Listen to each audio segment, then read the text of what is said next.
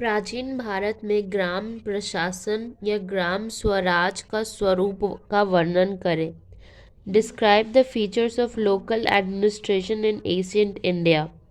भारत प्राचीन काल से गांवों का देश रहा है। ग्राम ही इसके अर्थतंत्र के आधार तथा सभ्यता व संस्कृति के केंद्र रहे हैं। दूसरे शब्दों में भारत की आदि संस्कृति ग्रामीण संस्कृति है। ग्राम ही भारत का प्राचीन शासन व्यवस्था की धुरी रही है।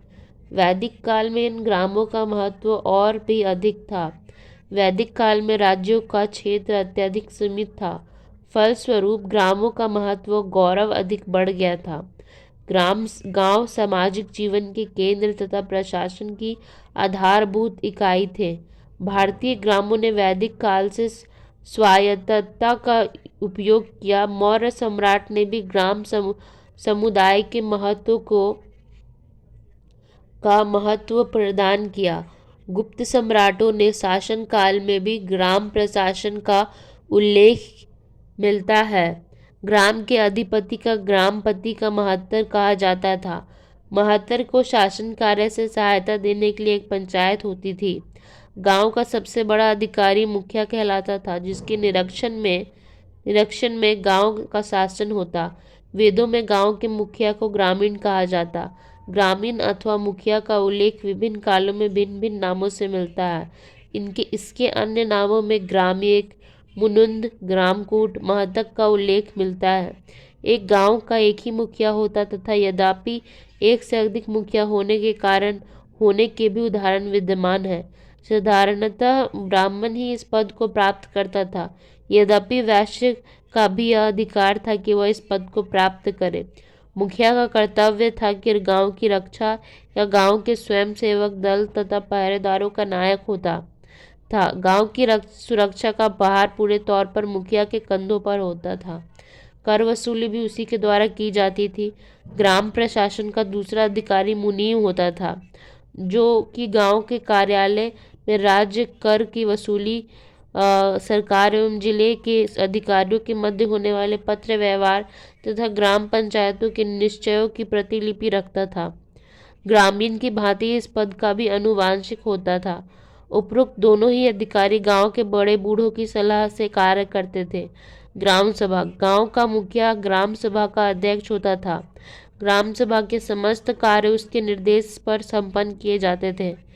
ग्राम के सभी गृहस्थ ग्राम सभा के सदस्य होते थे। सदियों तक वैदिक भारत अनगिनत स्वराज्यों तथा अथवा स्वशासित गांव और गणतंत्रों का देश था। अस्तु भारत में सभाओं, समितियों और संसदों और पंचायतों की अधिकता थी। दक्षिण के साक्ष्य से स्पष्ट होता है कि प्राचीन भारत की ग्राम सभाओं ने विभिन्न प्रकार के कार्यों एवं उनको करने के लिए विभिन्न अंगों का विकसित किया था। उत्तर के साहित्य एवं शिलालेखों के प्रमाण से यह नहीं विदित होता है कि वहाँ सभा विभिन्न प्रकार के प्रशासनिक और न्यायिक और स्थानीय मामलों से संबंधित कार्यों को किस प्रकार करती थी।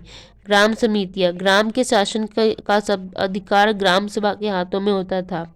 शासन कार्यों की सुविधा के लिए अनेक समितियों का निर्माण किया जाता था, जिन्हें विभिन्न प्रकार के कार्य करने होते थे। वर्ष भर के लिए शासन कार्य का नियंत्रण व निरीक्षण करने वाली समिति, धन का व्यवस्था करने वाली समिति, जलाशय की व्यवस्था करने वाली समिति, उद्यानों की व्यवस्था करने वाली समिति, न्याय की व्यवस्था करने वाली समिति, स्वर्ण तथा कोष की व्यवस्थापिका समिति,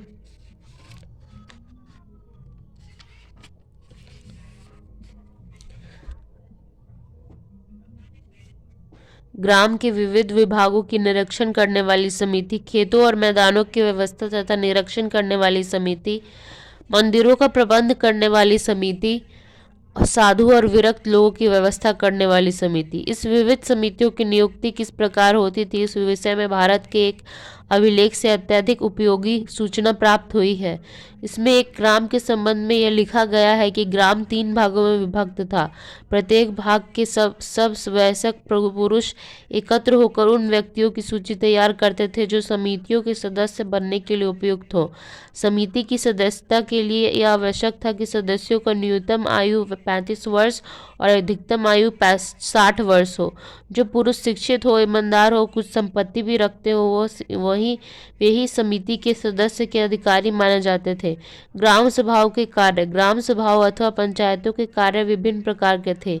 ग्राम पंचायत को सर्वप्रथम कार्य भूमि का कर वसूल करना था। अपनी संपत्ति को बेचना या अमानत पर रुपया प्राप्त करना उसी का कार्य था। ग्रामवासियों के झगड़ों का फैसला भी ग्राम पंचायत करती थी। वास्तव में यह ग्राम पंचायत का सबसे महत्वपूर्ण कार्य था। दीवानी मामलों में विवादों का फैसला ग्राम पंचायत ही करती थी। मंडी तथा बाजारों का भी प्रबंध ग्राम पंचायतें करती थी। मंदिरों का प्रबंध ग्राम पंचायतें करती थी।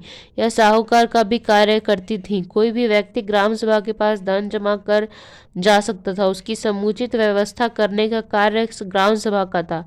अकाल के समय ग्राम सभा पीड़ितों को सहायता करती थी। इसके लिए वह रुपया कर्ज में ले सकती थी। गांव के डाकुओं से रक्षा करना और उनको एक मुख्य कर्तव्य था। ग्राम पंचायतें सार्वजनिक हित के सभी कार्य करती थी। जमीन को उर्वर बनाना, सिंचाई की उचित व्यवस्था करना, सड़कों की मरम्मत करवाना, धर्मशालाएं बनवाना तथा शिक्षा आदि लिए धन व्यय करना उसका महत्वपूर्ण कार्य माना जाता था। इस विवरण से स्पष्ट होता है कि ग्राम प्रबंध की पूरी जिम्मेदारी ग्राम सभा या पंचायत पर ही थी और उसे अधिकार भी बहुत है। ग्राम पंचायतों की रक्षा का प्रबंध करती थी। राज्य कर एकत्रित करती थी और अपने कर भी लगाती थी। गांव वालों के झगड़ों का फैसला करती थी और सार्वजनिक हित की योजनाएं बनाती थी।